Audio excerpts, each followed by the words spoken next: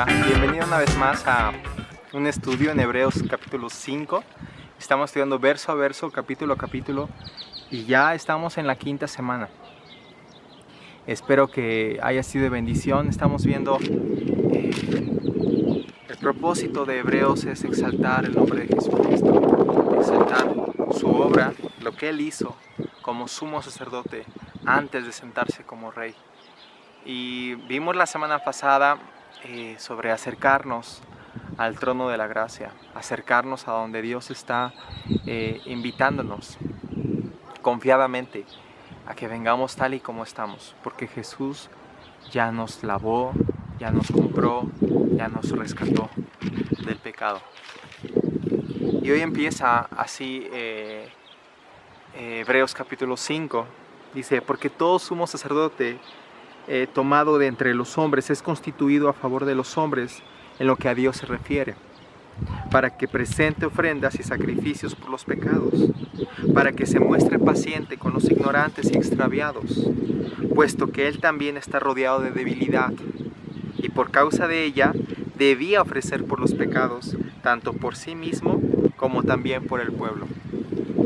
En Éxodo 28 nos narra entonces cómo es que Dios estableció un sistema de sacrificios, un sistema de adoración, para poder entender qué es lo que Jesús iba a hacer. Y en Éxodo 28 dice: harás llegar delante de ti a Aarón, le está hablando Jehová a Moisés, Aarón tu hermano y a sus hijos consigo, de entre los hijos de Israel, para que sean mis sacerdotes, a Aarón y a Nabat, a Abiú, Eleazar y Tamar, hijos de Aarón. Y harás vestiduras sagradas a Aarón tu hermano, para honra y hermosura. Y tú hablarás a todos los sabios de corazón, a quienes yo he llenado de espíritu de sabiduría, para que hagan las vestiduras de Aarón, para consagrarle, para que sea mi sacerdote. Las vestiduras que harán son estas: el pectoral, el efod, el manto, la túnica, la bordada, la mitra y el cinturón. Hagan pues las vestiduras sagradas para Aarón tu hermano y para sus hijos, para que sean mis sacerdotes. Tomarán oro, azul, púrpura, carmesí, lino torcido, y harán el efod de oro, azul, púrpura, carmesí, lino torcido, de obra primorosa. Aquí estamos entonces viendo cómo Dios constituye no solamente un sacerdote, iba a ser el mismo linaje, sus hijos por sí. Déjame explicarte esto: el sumo sacerdote tenía que entrar una vez al año para ofrecer primero un sacrificio por sus pecados, y después, si era aceptada la ofrenda, ofrecía el sacrificio por los pecados del pueblo. Sin embargo, si encontraba defecto en él, lo que pasaba era que moría en ese momento, y tenía en sus pies ciertos cascabeles. Por si se dejaba de escuchar el sumo sacerdote, entonces le decían: hey, hijo, entra ahora tú en lugar de tu padre. Necesitamos hacer esto el día de hoy. Bueno, así era de importante, pero no solamente hace sacerdotes, sino les crea una vestidura hermosa, por supuesto, una vestidura especial, pero alguien que salió de entre los hombres iba a interceder por los hombres. Pues ahora Jesús sale de la misma divinidad a interceder por los hombres, totalmente diferente. Entonces, aquí Hebreos lo que nos está diciendo es que Jesús entró con su propia sangre, con su preciosa sangre, entró al lugar santísimo y fue aceptado. No cometió pecado hasta ese momento, no cometió pecado nunca más, porque Él es perfecto. Y no iba vestido de una manera especial, tú sabes. Tenía 5 vestiduras, entre ellas un manto largo con el que andaba todo el tiempo en su ministerio, vestiduras incluidas las sandalias, el cinturón, que en el momento de la cruz lo desnudan y reparten los soldados entre sí sus vestidos, ¿no? Todo lo que él tenía, alguien más lo usó. pero Él entró con su propia sangre al lugar santísimo.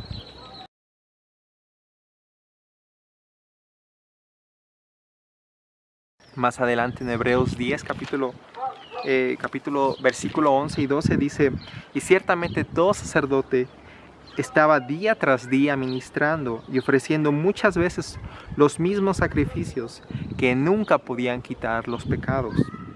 Pero Cristo, habiendo ofrecido una sola vez y para siempre un solo sacrificio por los pecados, se ha sentado a la diestra de Dios. Jesús ofreció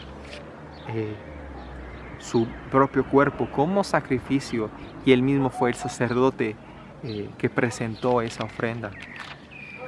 Muy parecido en Romanos 12 dice: así pues, hermanos, por las misericordias de Dios, les ruego que presenten sus cuerpos en sacrificio vivo, santo y agradable a Él, que es vuestro culto racional.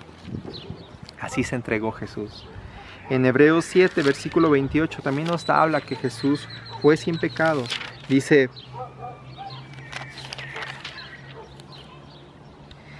porque la ley constituye sumos sacerdotes a débiles hombres, como Aarón y su descendencia.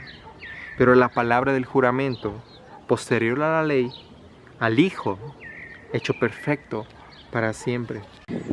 Levítico 9 dice, versículo 8 dice: entonces se acercó Aarón al altar y degolló al becerro de la expiación que era por él.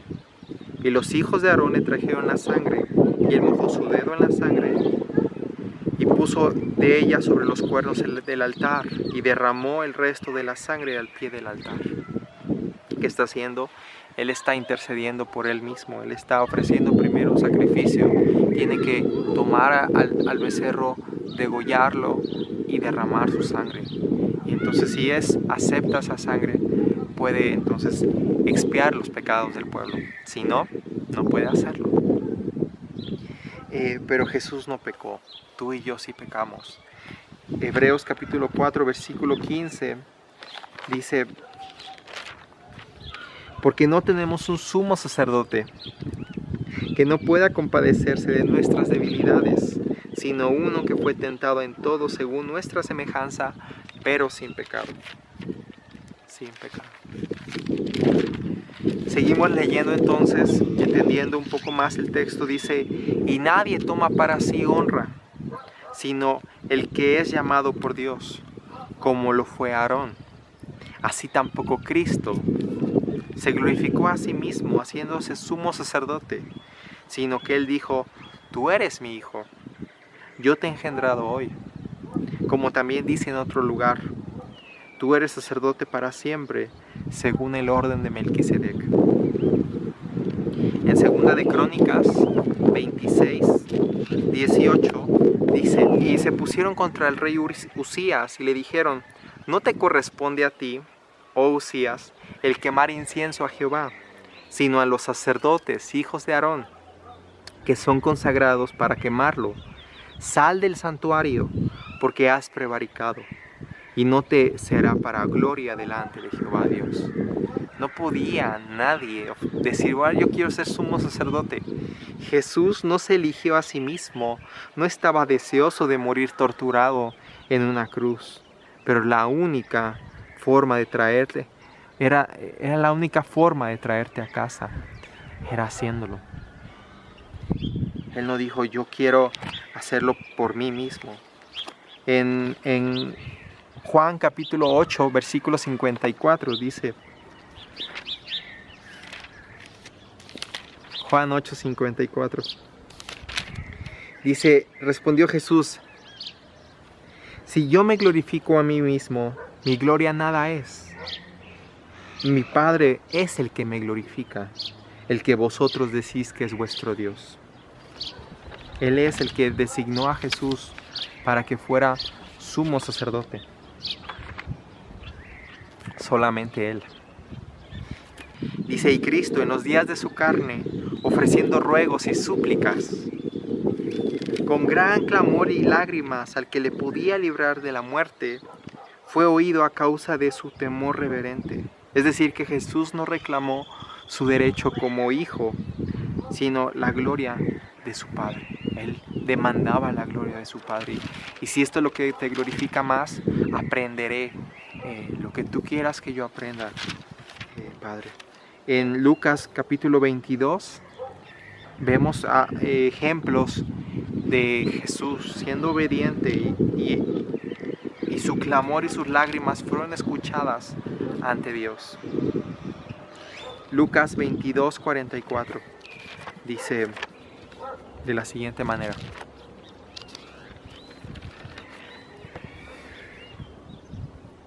y estando en agonía, esto está en el huerto de Getsemaní, dice, y estando en agonía, oraba más intensamente, y era su sudor como grandes gotas de sangre que caían hasta la tierra.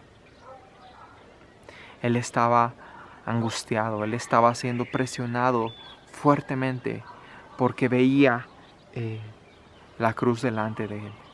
Él veía lo fuerte que significaba eso. Y él entendió que la única manera de suprimir ese dolor, esa angustia y esa tristeza era poniendo su mirada más allá de la cruz. Por eso dice en Hebreos 12:2 que él menospreció lo oprobio, poniendo su mirada en el galardón, en la gloria de su Padre, en tu salvación. En Lucas 23, versículo 46, nos habla y dice en la cruz: entonces Jesús, clamando a gran voz, una gran voz fuerte de una persona que llevaba ya 6 horas en la cruz y había sido golpeado, clamó grande fuerte y dijo: Padre, en tus manos encomiendo mi espíritu. Y habiendo dicho esto, expiró. Él clamó a gran voz y su padre lo escuchó y dijo: Padre, ¿puedo poner mi vida en tus manos? Sí, ese es el mejor lugar donde estar. En Marcos capítulo 14 también nos habla un momento que ya vimos en Lucas, en el Getsemaní. Capítulo 14, versículo 32, dice: vinieron pues a un lugar llamado Getsemaní, y dijo a sus discípulos, Getsemaní significa prensa de aceite, sentaos aquí entre tanto que yo oro. Y tomó consigo a Pedro, a Jacobo y a Juan, y comenzó a entristecerse y a angustiarse.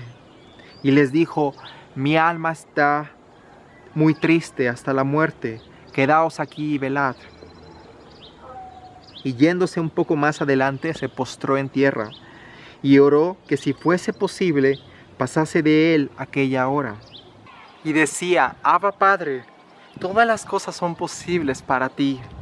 Aparte de mí esta copa, mas no lo que yo quiero, sino lo que tú. Este es un buen modelo a seguir por parte de Jesús, reconociendo primero que eres mi Padre, segundo, que eres soberano y poderoso, tercero, que te entrego mis necesidades a ti, y cuarto, pero busco tu voluntad ante todo, porque hacer tu voluntad me ha agradado, Señor. Él aprendió entonces con gran clamor, y su oración subió ante el trono de su Padre, y él lo escuchó. Él ya olía a un perfume especial, un perfume de nardo, pero la oración hizo que ese perfume subiera ante la presencia de su Padre. En Filipenses 2, versículo 8 dice,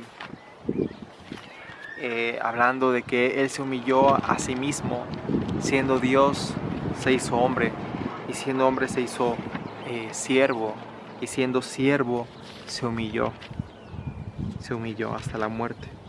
Dice, y estando en la condición de hombre, se humilló a sí mismo, haciéndose obediente. ¿Te das cuenta cómo la Biblia dice que Jesús se hizo obediente? Él aprendió obediencia. Él es tu Dios, quien nunca te va a pedir hacer algo que tú no puedas hacer. nunca te va a pedir algo que Él también no esté dispuesto a hacer. Y si Él te pide obediencia, Él también lo aprendió. Y si Él te pide que lo ames, Él también lo hizo. Él lo está haciendo contigo todo el tiempo. Obediente hasta la muerte y muerte de cruz.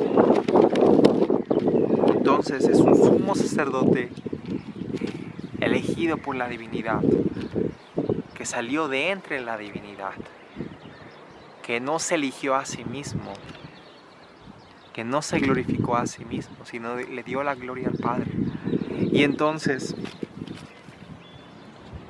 no reclamó su lugar como hijo. No dijo: Padre, soy tu hijo, ¿por qué me tienes así? No, Él dijo: Padre, quiero hacer tu voluntad. Enséñame a hacer tu voluntad.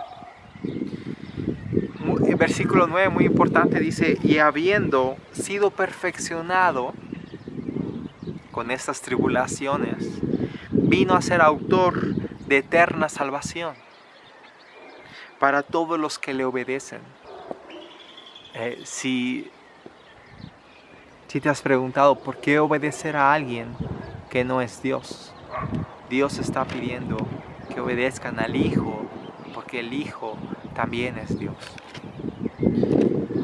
Y fue declarado por Dios sumo sacerdote según el orden de Melquisedec.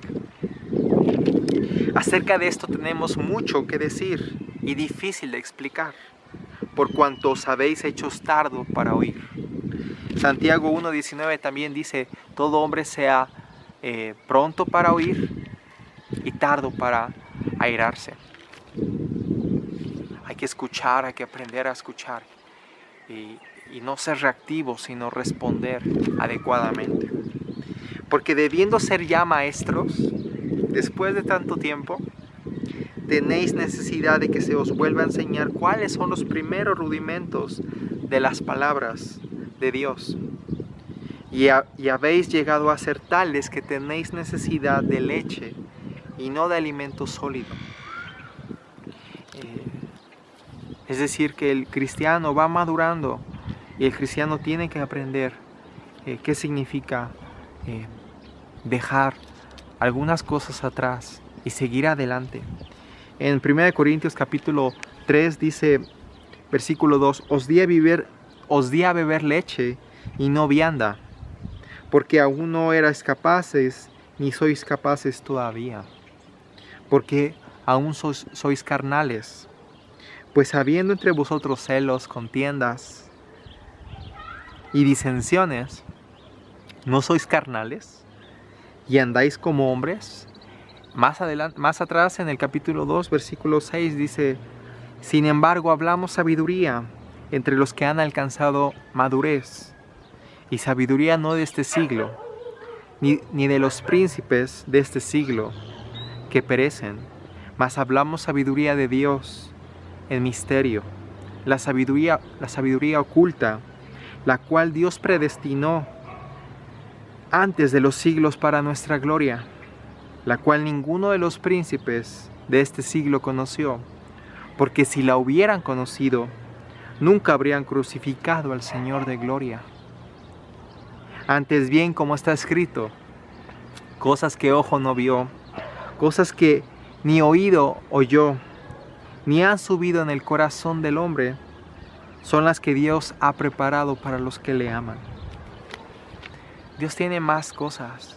Y vamos a ver en el capítulo 6 cuáles son esos rudimentos que tú y yo debemos de dejar si llevamos al menos un año de cristianos. Ya te bautizaste, ya creíste, ya aceptaste, hiciste una oración de fe dejando toda la vida atrás. Y entonces puedes decir, es el momento para empezar con Dios. Y dejar algunas cosas, algunas doctrinas atrás. Y entonces empezar a caminar con las cosas que nadie ha escuchado. Cosas que no han subido al corazón del hombre. Cosas que Dios tiene preparadas para ti y para mí. Son los fundamentos, dice. Y todo aquel que participa de la leche es inexperto en la palabra de justicia, porque es niño. Pero el alimento sólido es para los que han alcanzado madurez, para los que por el uso tienen los sentidos ejercitados en el discernimiento del bien y del mal. Ya sabes identificar qué es bueno y qué es malo para ti. Ya sabes identificar qué es lo que no te conviene, qué es lo que no edifica a ti y a otras personas. Entonces camina en ello. Sigue alimentándote de la palabra de Dios. Sigue conociéndolo más a Él.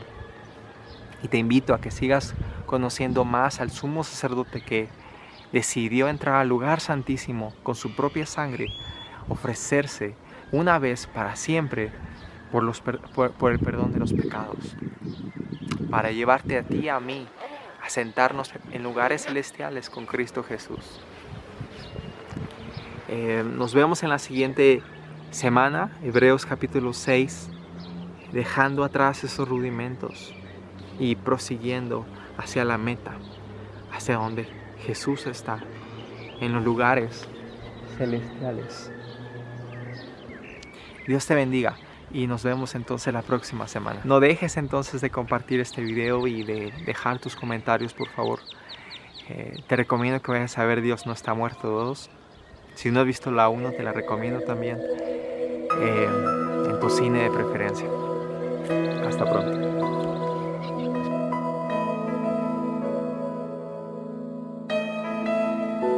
Puedo imaginarme, Señor, cómo será al estar junto a ti.